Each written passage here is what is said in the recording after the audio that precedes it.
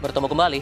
Di tengah penanganan dugaan sejumlah kasus korupsi besar, Korps Pemberantasan Tindak Pidana Korupsi Polri mengumumkan 2 nama sebagai tersangka dalam tindak korupsi dan tindak pidana pencucian uang. Satu di antaranya adalah penyelenggara negara.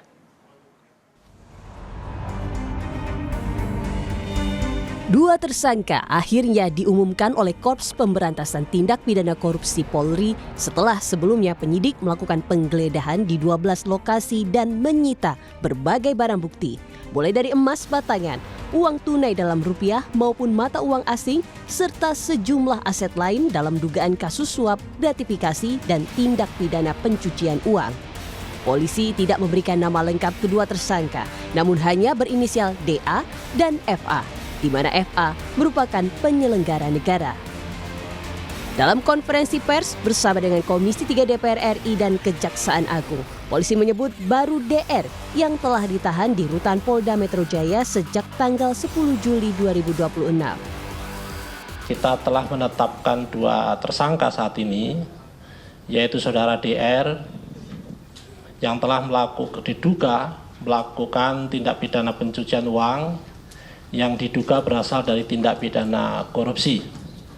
Kemudian kita juga telah menetapkan saudara FA dalam perkara dugaan tindak pidana korupsi dan atau tindak pidana pencucian uang dalam proses penanganan hukum oleh pegawai negeri atau oknum penyelenggara negara dalam perkara PT Asabri dan atau tindak pidana korupsi lainnya. PLT Jampitsus Rudi Margono menyebut pemeriksaan terhadap tersangka inisial FA yang disebut sebagai penyelenggara negara baru akan dimulai lantaran pihak Kejagung baru akan mempelajari barang bukti, alat bukti, dan materialnya. Belum ada informasi. Untuk pemeriksaan sudah belum Pak? Sudah diperiksa belum sejauh ini? Baru akan dimulai. Baru akan dimulai.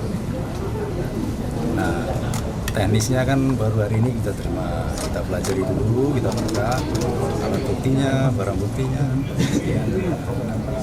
terkait dengan seluruh materialnya bersama-sama kita buat pasti. Sebelum penetapan tersangka, penyidik telah memeriksa 15 orang saksi dari berbagai lokasi yang menjadi objek penggeledahan. Penyidik memastikan konstruksi perkara telah lengkap, termasuk alat bukti untuk mencari siapa bertanggung jawab secara hukum. Sebelum penetapan 2 tersangka dalam 3 kasus korupsi besar, Kejaksaan Agung mengonfirmasi pengunduran diri Febri Adriansyah dari jabatannya sebagai Jaksa Agung Muda Tindak Pidana Khusus atau Jampitsus. Pengunduran diri tersebut resmi diterima oleh Jaksa Agung pada Sabtu dini hari. Kepala Pusat Penerangan Hukum Kejaksaan Agung Anang Supriyatna menyebut keputusan tersebut merupakan langkah strategis untuk menjaga marwah institusi di tengah proses hukum yang sedang berjalan. Anang menegaskan Kejaksaan Agung menghormati sepenuhnya keputusan Febri Adriansyah. Meski demikian, ia memastikan roda organisasi di lingkungan Jampitsus tetap berjalan normal. Penanganan perkara-perkara besar disebut tidak akan terganggu. Bapak Jaksa Agung telah menerima pengunduran diri Bapak Febri Adriansyah dari jabatannya sebagai Jaksa Agung Muda Tindak Pidana Khusus. Kejaksaan Agung menghormati keputusan tersebut dan memastikan seluruh tugas, fungsi, serta penanganan perkara di lingkungan Jaksa Agung Muda Tindak Pidana Khusus dapat berjalan dengan normal dan sesuai dengan mekanisme yang berlaku. Di tengah besarnya perhatian publik terhadap penegakan hukum dan pemberantasan korupsi, Presiden Prabowo Subianto menyampaikan pesan tegas kepada seluruh aparat negara. Saat meresmikan 5 bendungan di Nusa Tenggara Barat, Presiden meminta seluruh birokrat, prajurit TNI, anggota Polri hingga jaksa untuk melakukan introspeksi dan memperbaiki diri.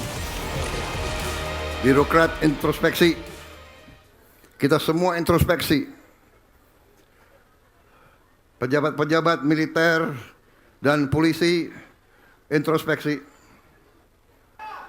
Kejaksaan demikian juga. Anda jaksa ya? Pakai bintang juga kau. Kau juga milik rakyat.